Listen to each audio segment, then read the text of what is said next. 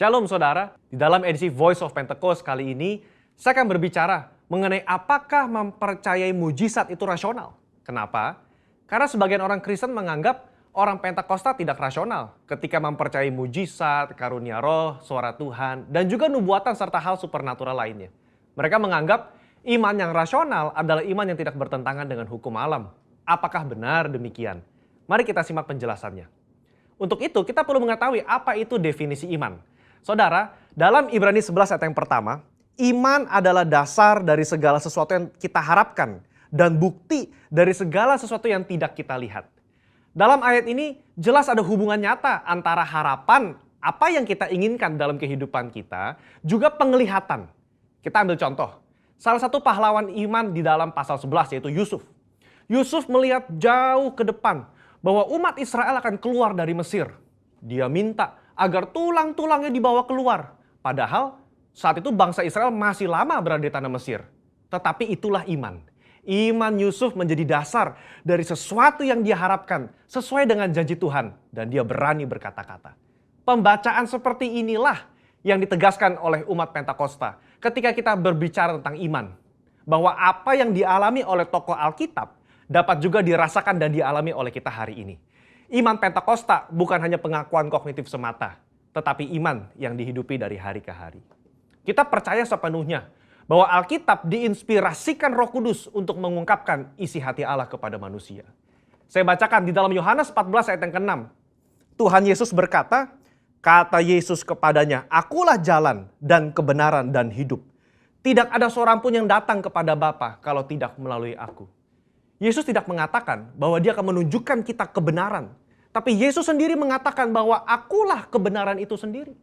Jadi jika Yesus adalah kebenaran, maka apa saja yang dikatakan oleh dia adalah benar adanya. Dengan demikian, kita dapat percaya kepada dia yang berjanji. Sesungguhnya barang siapa percaya kepadaku, ia akan melakukan juga pekerjaan-pekerjaan yang aku lakukan. Bahkan pekerjaan-pekerjaan yang lebih besar daripada itu. Sebab aku pergi kepada Bapa. Berarti, kalau iman kita kepada Allah yang sanggup berbuat mujizat di Alkitab, kita juga berperilaku dan bertindak bahwa Allah sanggup berbuat mujizat di zaman now. Nah, hal inilah yang kadang menjadi kendala bagi sebagian orang Kristen. Bagi mereka, iman yang rasional adalah iman percaya yang tidak bertentangan dengan hukum alam. Kalau ada mujizat atau hal supernatural terjadi, mereka beranggapan berarti Allah sedang melawan hukum alam yang dibuatnya sendiri. Pemahaman ini dikenal dengan teori deisme. Menurut Dallas Willard, ada dua jenis penganut teori deisme. Deisme asli dan deisme Alkitab. Penganut deisme Alkitab adalah mereka yang mengakui mujizat terjadi di zaman Alkitab. Tetapi meragukan bahwa Allah masih bertindak dan berbicara dengan pola yang sama sekarang seperti di Alkitab. Dengan kata lain, Allah mengundurkan diri setelah Alkitab selesai ditulis. Kalau penganut deisme asli, lebih ekstrim lagi. Mereka percaya Allah tidak terlibat aktif dalam dunia manusia setelah alam semesta diciptakan. Dunia hanya berputar kepada poros ilmu pengetahuan dan hukum alam saja. Nah, konsep ini, saudara, dipelopori oleh David Hume dan Baruch Spinoza. Baruch Spinoza berkata, mujizat tidak mungkin terjadi. Kenapa? Karena jika Allah melakukan hal yang supernatural, maka dengan sendirinya Allah melawan hukum alam yang diciptakannya sendiri. Sehingga ada inkonsistensi dalam diri Allah. Pemikiran ini nggak tepat. Karena mereka mengabaikan sosok Allah yang berdaulat, yang ada di luar dimensi ruang dan waktu manusia. Ketika mujizat terjadi, Allah tidak menentang hukum yang dibuatnya sendiri. Tapi dia mengintervensi agar maksud dan tujuan ilahinya tercapai. Sebagai ilustrasi, jika saudara melepaskan buah apel, maka apel tersebut akan jatuh ke tanah. Tapi jika tiba-tiba ada seseorang menangkap apel tersebut sebelum menyentuh tanah, maka bisa dikatakan orang tersebut telah mengintervensi hukum gravitasi. Bukan mengubah atau bahkan meniadakannya. Sama dengan mujizat. Allah tidak mengubah atau menentang hukum yang dia ciptakan sendiri. Dia hanya mengintervensi agar maksud dan tujuan ilahinya tercapai.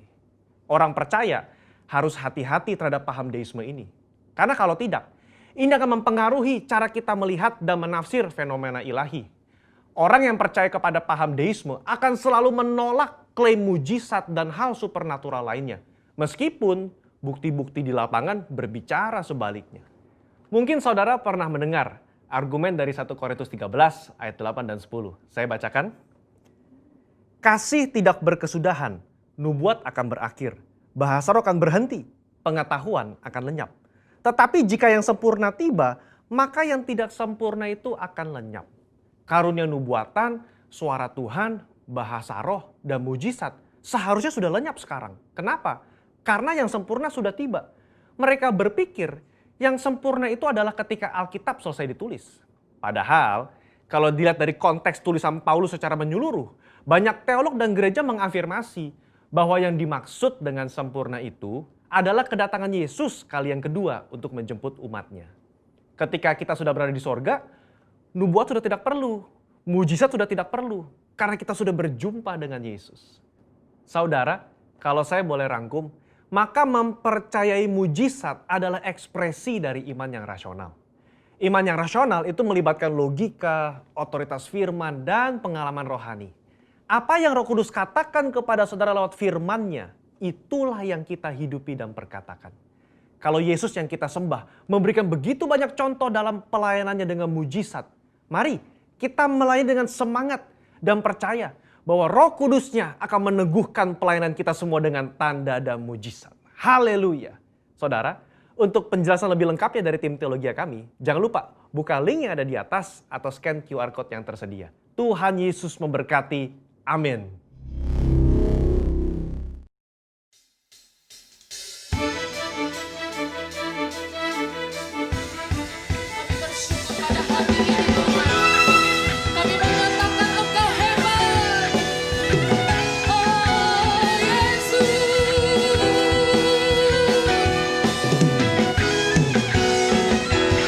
Berkuasa di bumi di surga.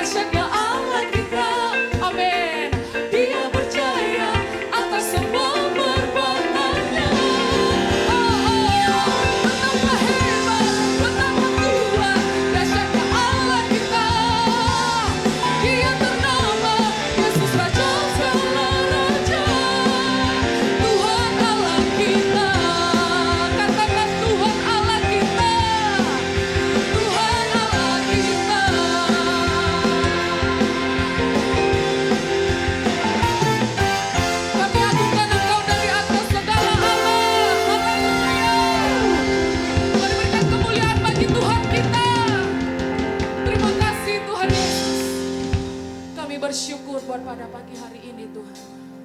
Untuk kami boleh mempersiapkan hati berjumpa dengan Engkau ya Tuhan Yesus. Tuhan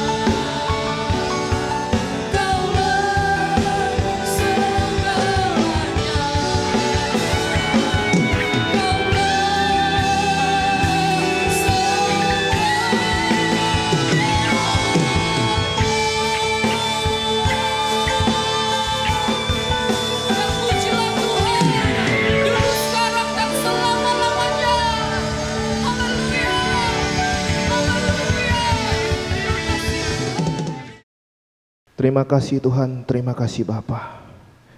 Ya Tuhan kami bersyukur pada pagi hari ini Tuhan. Engkau sungguh baik, Engkau sungguh sangat luar biasa.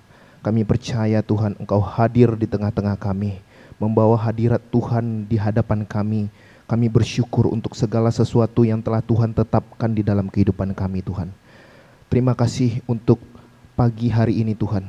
Kami percaya Tuhan hadir di tempat kami, dimanapun kami berada, di rumah kami, di kamar kami Tuhan, di kendaraan ataupun dimanapun kami berada saat ini Tuhan. Kami percaya Tuhan menyertai kami. Tuhan, biarlah kiranya Tuhan segala pujian penyembahan yang kami naikkan ke hadapan Tuhan berkenan bagi Tuhan. Dan kami serahkan semuanya ke dalam tangan Tuhan. Ada penyertaan Tuhan atas hidup kami, ada pemeliharaan Tuhan atas hidup kami. Terima kasih untuk segala sesuatu halnya ya Tuhan. Kami juga bersyukur pada pagi hari ini Tuhan. Kami mau berdoa dan bersafaat Tuhan untuk bangsa dan negara kami Indonesia. Kami percaya Tuhan, hadirat Tuhan melanda bangsa ini Tuhan. Begitu banyak permasalahan, begitu banyak pergumulan yang dihadapi bangsa ini. Tetapi kami percaya ada tangan Tuhan yang menyertai segala pemimpin-pemimpin bangsa kami ini. Sehingga persoalan-persoalan yang terjadi Tuhan dapat diselesaikan oleh karena hikmat yang Tuhan berikan kepada mereka Tuhan.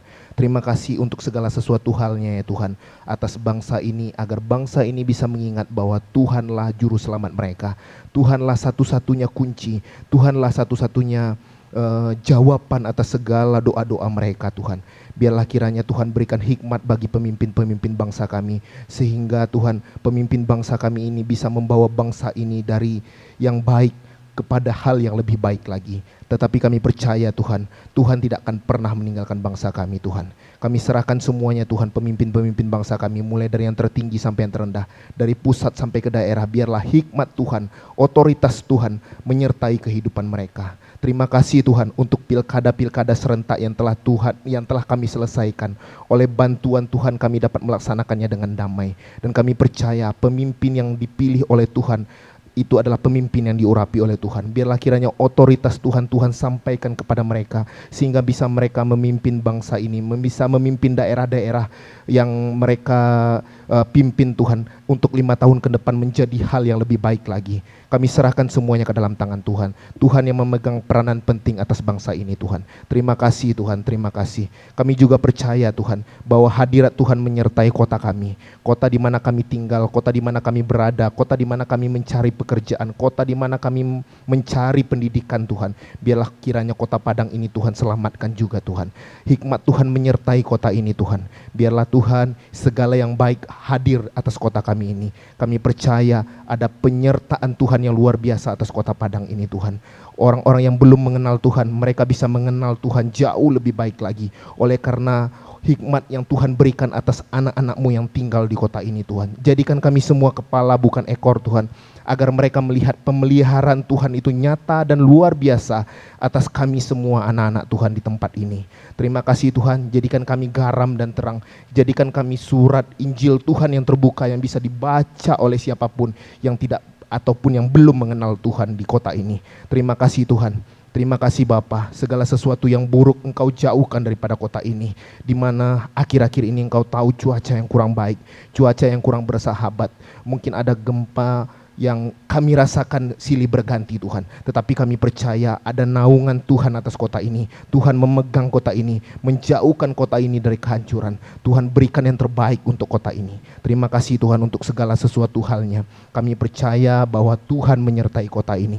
Kami juga mau berdoa Tuhan untuk segala pemimpin-pemimpin rohani kami, untuk gembala pembina kami yang di pusat, untuk Bapak Pendeta Insinyur Nikonotoro Harjo beserta keempat wakilnya. Terus Tuhan berikan hikmat, Tuhan berikan marifat kepada hamba-Mu ini, agar apa yang disampaikan oleh Tuhan dapat disampaikan pula, diimpartasikan pula kepada rayon-rayon yang ada di seluruh Indonesia, bahkan sampai ke bangsa-bangsa. Dalam keadaan pandemi sekarang pun Tuhan, Tuhan berikan hikmat yang luar biasa atas hamba-Mu ini, agar gereja Tuhan menjadi berkat buat banyak orang Tuhan. Terima kasih Tuhan, terima kasih. Kami juga mau berdoa Tuhan untuk gembala kami di Rayon 19 ini, untuk Pak Johan beserta wakilnya juga Tuhan. Tuhan berikan hikmat bagi hamba-hamba hamba-Mu ini. Biarlah kiranya segala sesuatu yang baru terjadi untuk gereja di Rayon 19 ini, sehingga kami bisa berseru bahwa Tuhan menyertai kami.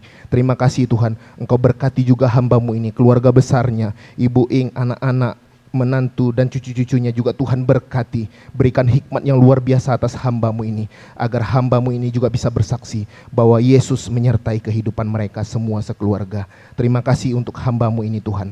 Kami juga mau berdoa untuk umat-umat Tuhan yang mendengarkan firman Tuhan hari ini. Biarlah kiranya Tuhan memberikan yang terbaik bagi mereka. Hamba-Mu yang menyampaikan firman Tuhan pada pagi hari ini, Pak Darsuito Halim, Tuhan juga memberikan hikmat bagi hamba-Mu ini. Biarlah kiranya firman yang ditabur itu tidak kembali dengan sia-sia. Firman yang ditabur itu menjadi firman yang hidup di hati kami. Biarlah kiranya Bapa memberikan yang terbaik buat hamba-Mu ini. Keluarga besar pun Tuhan menjagainya. Penyertaan Tuhan terus akan hamba-Mu ini Tuhan. Kami berdoa dan bersyukur untuk umat-Mu yang mendengarkan firman Tuhan pada pagi hari ini. Terima kasih untuk firman Tuhan ini. Biarlah kiranya segala hikmat yang luar biasa kami terima Tuhan. Segala sesuatu yang tidak mungkin menjadi mungkin pagi hari ini. Biarlah kiranya juga Tuhan berikan yang terbaik bagi kami. Jawaban atas doa-doa kami selama ini, Tuhan memberikan jawaban yang terbaik. Kami yang sakit Tuhan sembuhkan. Kami yang berbeban berat Tuhan berikan kelegaan. Kami yang mempunyai begitu banyak masalah, biarlah kiranya Tuhan meringankan masalah kami, sehingga kami dapat berseru, terima kasih Tuhan, terima kasih Bapa, terima kasih Abah, terima kasih untuk segala sesuatu halnya. Pagi hari ini kami percaya Tuhan, sesuatu yang baru terjadi atas hidup kami. Bersyukur untuk hari ini Tuhan, segala sesuatu yang baik kami serahkan semuanya ke dalam tangan-Mu, karena kami percaya kami berada di dalam lindungan tangan Tuhan yang luar biasa. Terima kasih untuk berkat-Mu pagi hari ini. Terpujilah nama Tuhan. Di dalam nama Tuhan Yesus kami siap mendengarkan firman-Mu, kami siap menerima berkat-Mu, dan kami siap menerima pembaruan yang luar biasa daripada Tuhan. Di dalam nama Tuhan Yesus kami telah berdoa, mengucap syukur kepada Allah kami yang hidup. Haleluya. Amin. Mari kita bersama-sama membacakan 5 butir apa yang dimaksud dengan Pentakosta ketiga. 1. Pentakosta ketiga adalah pencurahan Roh Kudus yang dahsyat di zaman now, melebihi yang terjadi di Azusa Street. 2. Pentakosta ketiga akan mengakibatkan penuaian jiwa yang terbesar dan yang terakhir sebelum Tuhan Yesus datang kembali. 3. Pentakosta ketiga akan membangkitkan generasi Yeremia, yaitu anak-anak muda yang dipenuhi Roh Kudus, cinta mati-matian kepada Tuhan Yesus, tidak kompromi terhadap dosa, dan akan bergerak untuk memenangkan jiwa. 4. Pentakosta ketiga lahir di Indonesia dan bergerak ke bangsa-bangsa. Gerakan ini dari timur ke barat dan akan kembali ke Yerusalem. 5. Pentakosta ketiga akan memberikan kuasa untuk menyelesaikan amanat agung, dan setelah itu Tuhan Yesus datang kembali. Shalom Bapak Ibu semua yang ada di rumah atau dimanapun Bapak Ibu berada. Puji syukur, terima kasih kita boleh ada beribadah kembali di bulan yang terakhir di dalam tahun 2020 ini, bulan Desember.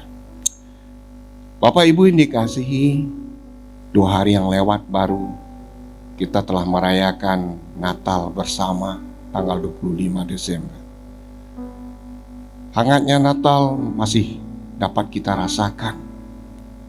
Kasih Tuhan masih terus kita dapat nikmati, karena Dia Allah yang begitu baik bagi kita semua. Bapak Ibu yang dikasihi, Tuhan Yesus lahir ke dunia menjadi terang bagi dunia. Dia datang untuk menebus setiap dosa anak manusia. Dia berbuat begitu karena Allah begitu mengasihi kita semuanya. Allah begitu mencintai saudara semuanya.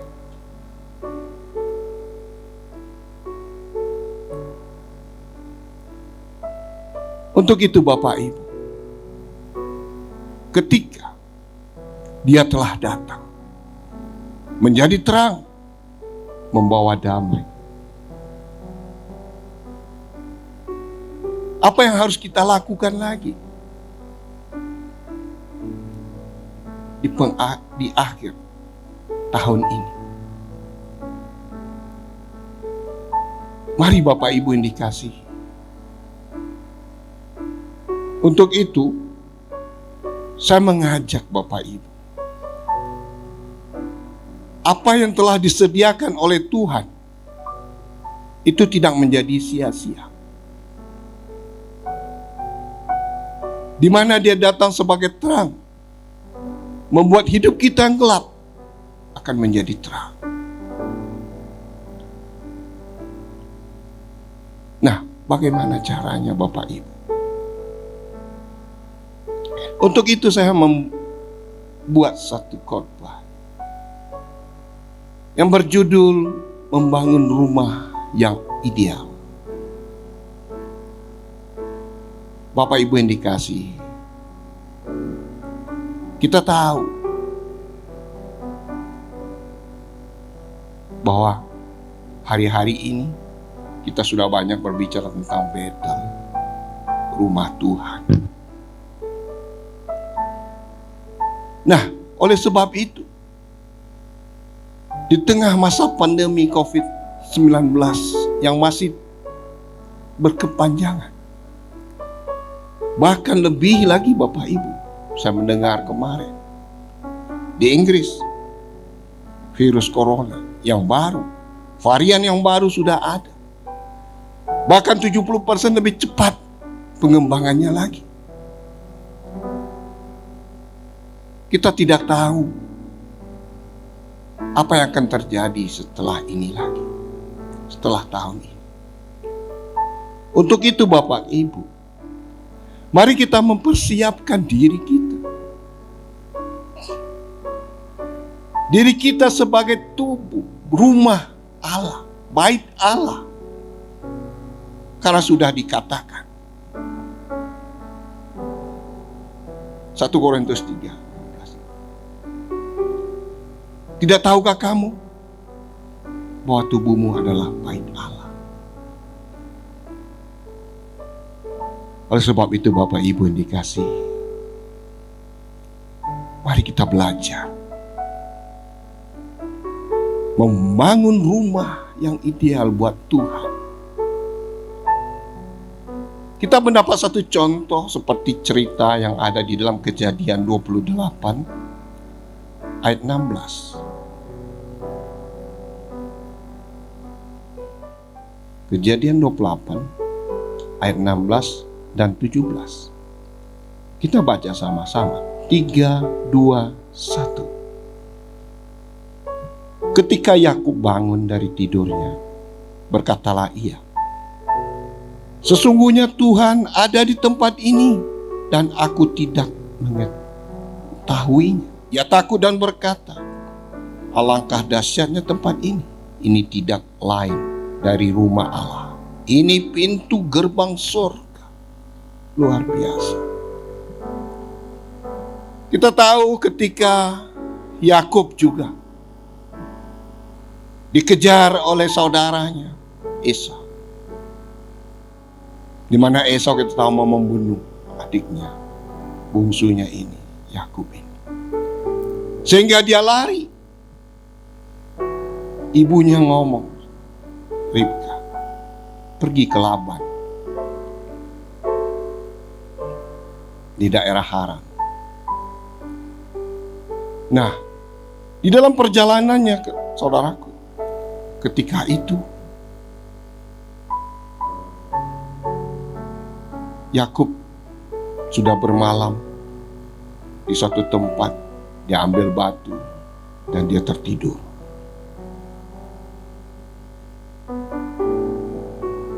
Dan dia melihat di dalam mimpinya ada tangga yang dibuat dari bumi sampai ke atas. Dan dia melihat ada para malaikat turun naik. Luar biasa Bapak Ibu.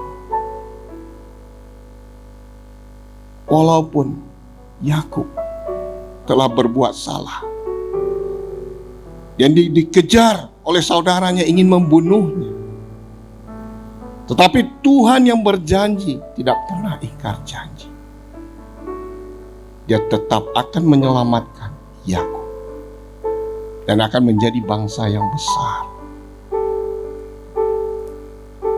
Begitupun juga hidup kita, Bapak Ibu. Ketika kita ada, ketika kita merasa sudah berdosa, inilah saatnya, Bapak Ibu, untuk kita bisa berbalik dari jalan-jalannya yang jahat. Karena Yesus telah datang menjadi terang bagi hidup kita. Oh, luar biasa. Nah, mari Bapak Ibu yang dikasihi, kita mau membangun rumah juga, Bait Allah itu, Betel itu. Bagaimana caranya?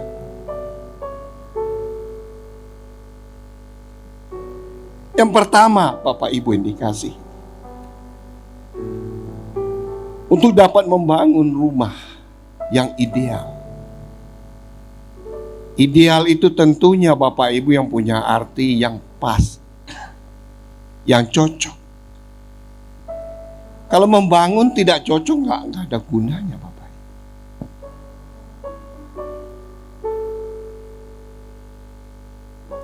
Kalau kita juga mencari pasangan, pasti kita mencari pasangan yang ideal, yang cocok, yang benar-benar pas. Tidak asal aja, tidak asal comot, tidak asal ambil. Tidak hanya menyatakan kasih-kasih, sayang-sayang. Tidak hanya ngomong I love you, I love you. Tapi akhirnya cerai. Makanya Bapak Ibu yang dikasih, untuk membangun rumah yang ideal itu, yang pertama yang harus kita lakukan,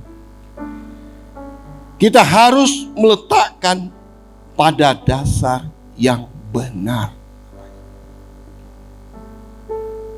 Membangun sebuah rumah, kita harus meletakkan pada dasar yang benar. Tidak asal bangun, tidak asal dirikan.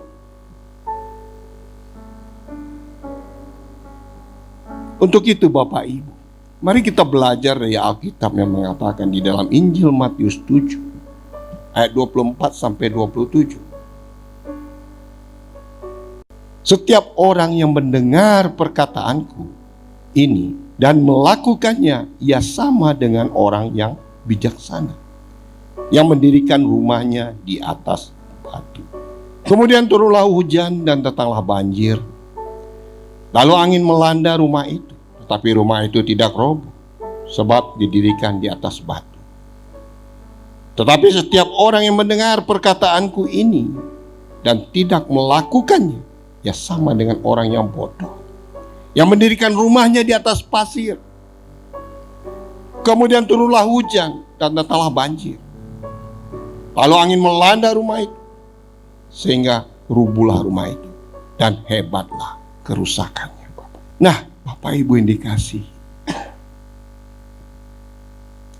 kita harus meletakkan dasar rumah itu pada dasar yang benar.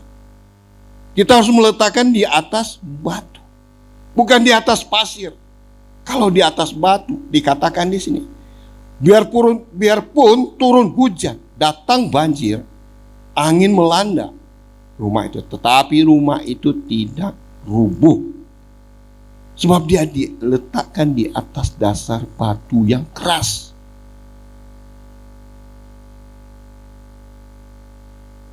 Kalau hidup kita juga Bapak Ibu,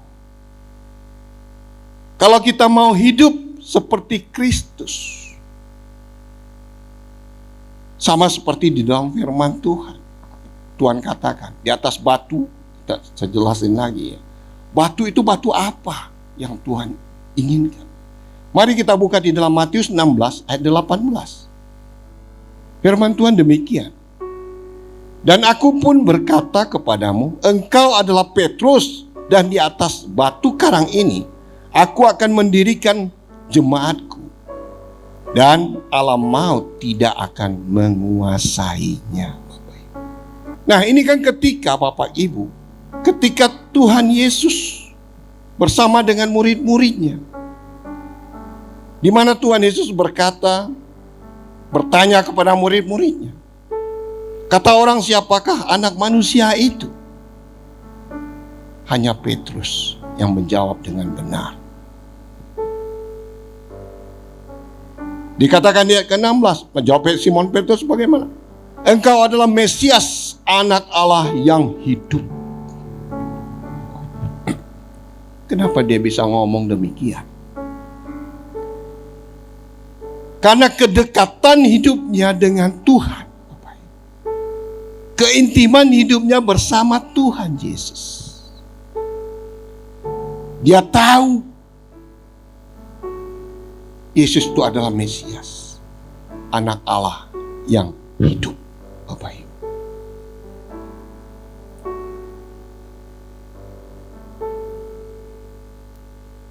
untuk itu Bapak Ibu, kita harus membangunnya tentu di atas batu tadi, Bapak Ibu. Oleh sebab itu, kalau hidup kita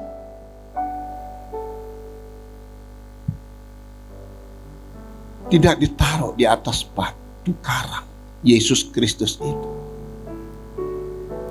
hidup kita masih punya pemikiran yang keras, atau punya kepala batu, kata orang,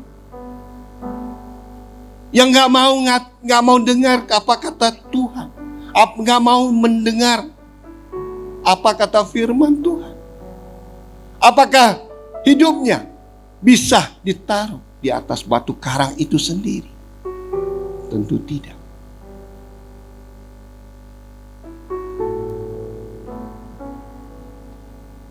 Untuk mengikuti Tuhan Yesus, itu diperlukan apa, Bapak Ibu? Kerendahan hati.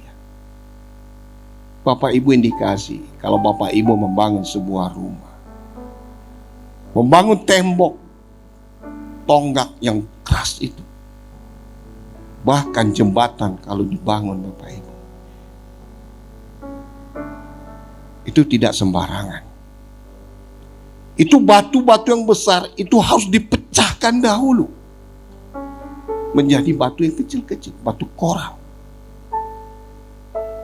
Kalau dia masih menjadi sebuah batu yang besar, itu tidak akan bisa menjadi sebuah jembatan yang baik. Dia akan sebentar roboh.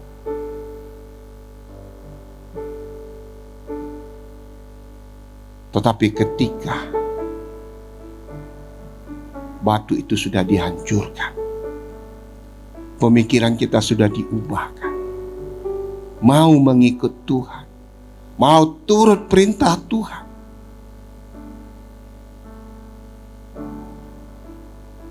pasti bisa menjadi sebuah batu yang kuat, yang kokoh, menjadi batu karang itu. Kalau enggak bisa Bapak Ibu. Mari Bapak Ibu indikasi. Kita sudah tahu kedatangan Tuhan tidak akan lama lagi. Kita dipanggil di dalam amanat agung untuk melayani Tuhan. Bahkan hari-hari ini kita masuk ke dalam Pentakosta yang ketiga, dipenuhi oleh Roh Kudus. Untuk itu Bapak Ibu, mari kita mau mendengarkan setiap perkataan Tuhan. Makanya dikatakan tadi, setiap orang yang mendengarkan perkataanku, itu yang bisa membangun rumah di atas batu.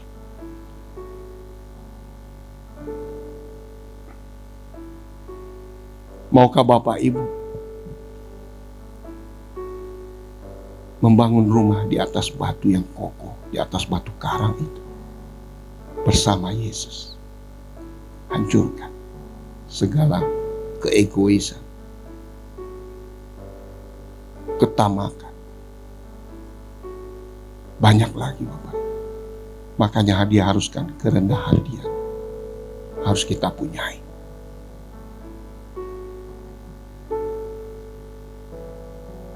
Jadi Bapak Ibu indikasi hari-hari yang terakhir ini, di akhir zaman ini, marilah kita terus mau dengar apa kata Tuhan. Bukan kata dunia ini, kalau kita dengar menakutkan. Tapi dengarlah kata Tuhan, yang selalu membuatkan kita yang lemah dikuatkan, yang sakit disembuhkan, yang jatuh diangkat, yang buta melihat, yang lumpuh berjalan. Itu janji Tuhan. Kita harus pegang teguh. Walaupun di depan mata kita belum melihat semuanya itu. Tapi mari kita percaya Bapak Ibu. Kita mau dan kita harus selalu mendengar perkataan Tuhan dan melakukannya. Bukan hanya dengar, lakukan. Ya, lakukan Bapak Ibu. Nah, untuk itu Bapak Ibu indikasi untuk meletakkan satu batu. Hidup kita di atas batu bangunan, di atas batu karang itu.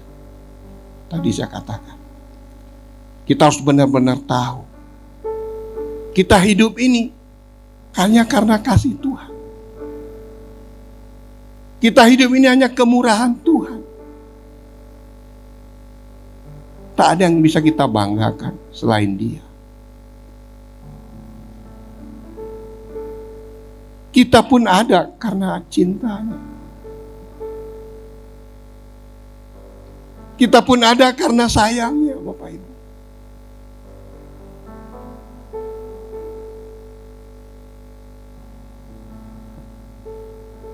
Yang kita bisa harapkan seperti Tuhan. Makanya pujian ini saya mau naikkan Bapak Ibu. Satu pujian saya dengar cukup enak. Ya, mari kita coba ini. Aku hidup karena kasih-Mu. Aku hidup karena kemurahan-Mu. Tak ada yang dapat aku banggakan selain diri-Mu. Aku ada karena cinta-Mu. Aku ada karena sayang. Tak ada yang dapat aku harapkan seperti Kau Tuhan.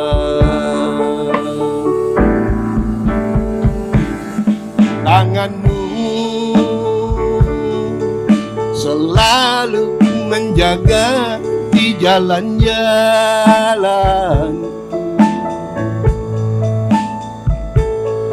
Tangan-Mu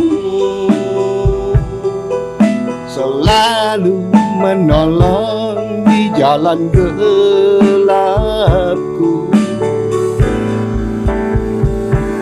Tangan Tuhan selalu membawa pada kekuatan. Tangan Tuhan menolongku.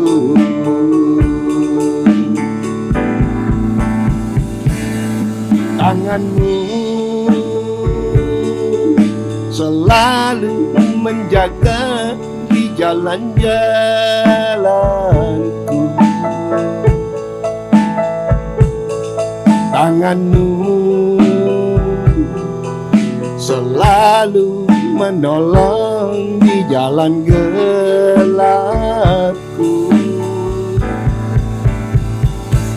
Tangan Tuhan selalu membawa pada kekuatan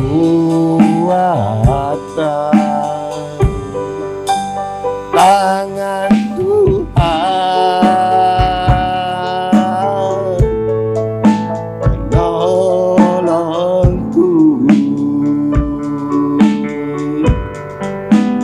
Tangan Tuhan menolongku.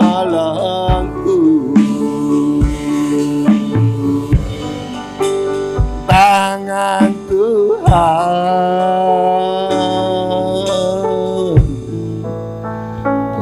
menolongku.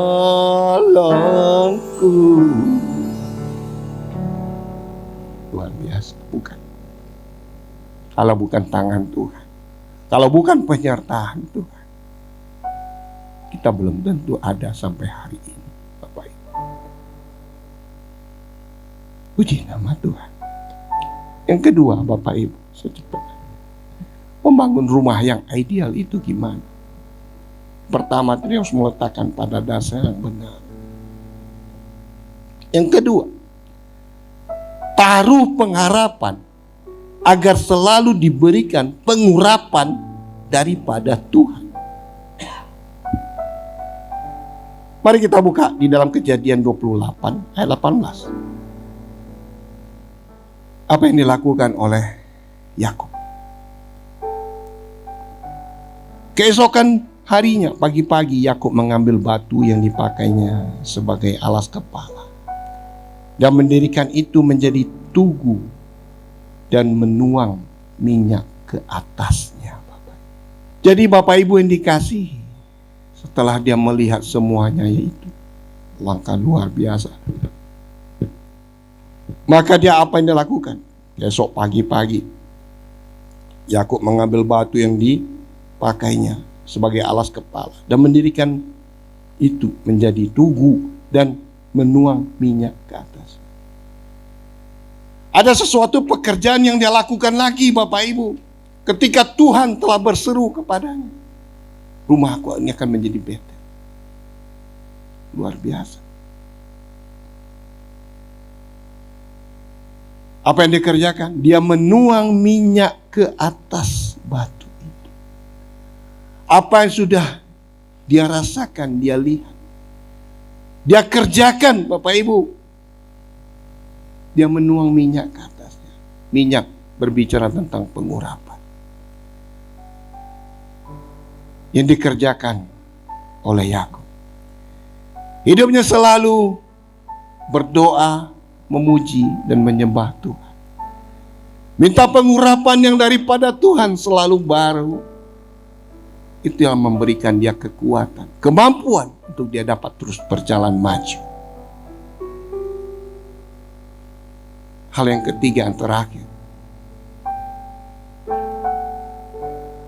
jangan lupa untuk mengembalikan haknya Tuhan. Nah, Bapak Ibu yang dikasih, mari kita buka ayatnya dalam Kejadian 28 ayat yang ke-22. Demikian firman Tuhan. Dan batu yang kudirikan sebagai tugu ini akan menjadi rumah Allah. Dari segala sesuatu yang engkau berikan kepadaku, akan selalu kupersembahkan 1/10 kepadamu. Batu yang kudirikan sebagai tugu ini, sebagai Betel, akan menjadi rumah Allah. Dari segala sesuatu yang engkau berikan kepadaku, akan selalu kupersembahkan 1/10 kepadamu.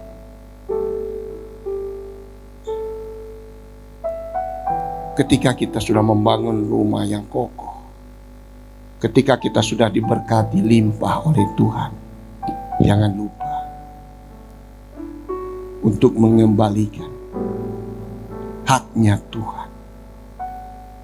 Itu bukan memberi loh, mengembalikan haknya Tuhan. Makanya aku katakan, aku selalu kupersembahkan 1/10 kepada. Dia kembalikan apa yang telah dia miliki. Itu semuanya bukan untuk dia, harus dikembalikan buat Tuhan. Oleh sebab itu Bapak Ibu yang dikasihi, walaupun kita ada di dalam masa sesulit apapun ini, marilah kita tetap untuk mengembalikan haknya Tuhan. Jangan tetap kita makan semua. Mana benih yang akan saudara tabur? Tentu tidak ada. Kalau saudara ambil semua, mana benih? Nggak ada lagi. Tapi ketika benih itu masih ada, tanam lagi. Kasih Tuhan terus mengalir di dalam hidup kita. Saya percaya ketika ketiga hal ini kita lakukan, kita dapat membangun rumah yang ideal untuk dipersembahkan kepada Tuhan, sehingga apa yang kita lakukan itu semuanya boleh berkenan kepada Tuhan. Demikian firman Tuhan yang dapat saya berikan buat saudara pada hari Minggu terakhir di bulan Desember 2020 ini. Tuhan Yesus memberkati saudara. Amin. Puji Tuhan, kita telah mendengarkan firman Tuhan, dan saya percaya firman itu pasti memberkati kehidupan kita. Dan melalui ibadah hari ini, kita juga akan masuk dalam perjamuan kudus. Kita harus mengetahui bahwa perjamuan kudus ini adalah persekutuan kita dengan tubuh dan darah Yesus yang telah berkorban bagi kita. Dan sesuai dengan firman yang telah kita dengar, marilah kita juga mau meresponi dengan benar bahwa firman itu menjadi bagian kehidupan yang akan kita jalani, saudara. Nah, hari ini sebelum kita masuk dalam perjamuan kudus, mari kita memeriksa hati kita masing-masing. Kalau masih ada dosa yang belum diakui, mari cepat kita minta ampun sama Tuhan, karena Dia adalah pengasih dan penyayang yang siap untuk mengampuni dosa yang diakui dalam kehidupan kita.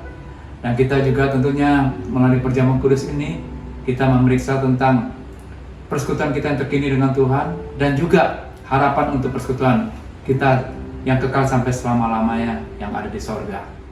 Mari kita akan masuk dalam perjamuan kudus. Saudara mempersiapkan roti yang ada di tangan saudara.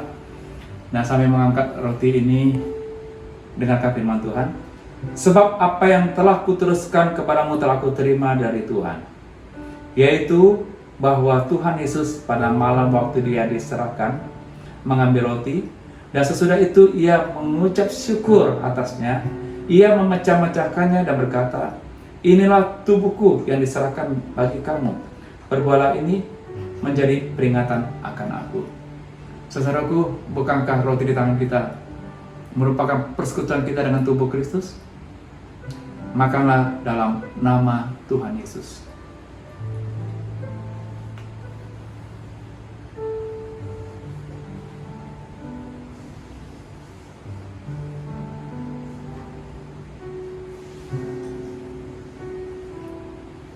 Mari kita mengangkat cawan ini. Demikian juga yang mengambil cawan sesudah makan lalu berkata, cawan ini adalah perjanjian baru yang dimeteraikan oleh darahku. Perbuatlah ini setiap kali kamu minumnya menjadi peringatan akan aku. Saudara, bukankah cawan di tangan kita merupakan persekutuan kita dengan darah Kristus? Minumlah dalam nama Tuhan Yesus.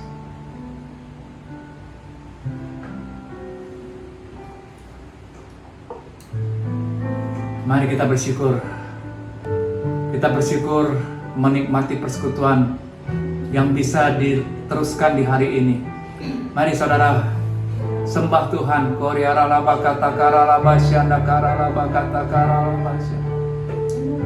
Ucapkan syukurmu dari hatimu yang paling dalam.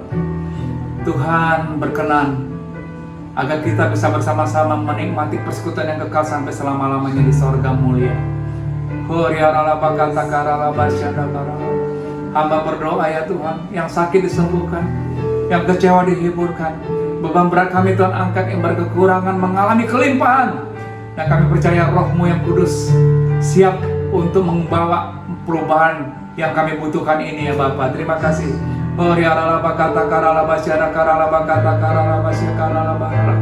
Terima kasih Tuhan. Terima kasih Yesusku, terima kasih Yesusku. Puji syukur hanya bagi Tuhanku. Terima kasih Yesusku, terima kasih Yesusku. Puji syukur hanya bagi Tuhanku. Puji syukur hanya bagi Tuhanku. Puji syukur hanya bagi Tuhanku. Baik saudara, kita juga akan memberi. Biarlah pemberian kita melalui persembahan-persembahan yang saudara siapkan, yang saudara bisa gunakan untuk mentransfer daripada rekening-rekening yang telah tercantum di dalam televisi media yang ada. Dan mari kita sama-sama bisa memberi dengan syukur dan sukacita kita. Tuhan, hamba berdoa, setiap tangan yang memberi, Tuhan tidak akan pernah melewatkannya. Biarlah ini menjadi bagian perhatian Tuhan terhadap pemberian kami. Dan hamba berdoa setiap pemberian yang baik ini akan menuai bagian-bagian terbaik dari kehidupan mereka. 30, 60, sampai 100 kali lipat ganda. Terima kasih Tuhan. Kami bersyukur bisa memberi di hari ini. Mari saudara, kita akan terima berkat dari Tuhan. Kekasih-kekasih Tuhan, terimalah dan bawalah berkat dari Allah Bapa. Kasih yang sempurna dari anaknya Tuhan Yesus dan persekutuan yang manis dari Allah Roh Kudus, yang menyertai hidup pada hari ini. Ketika Tuhan Yesus datang kedua kali menjemput kita dan permai, bahkan sampai selama-lamanya. Kita percaya dan berkati sama-sama, katakan amin. Tuhan memberkati saudara berlimpah-limpah. Salam smart dan tetap gunakan protokol kesehatan.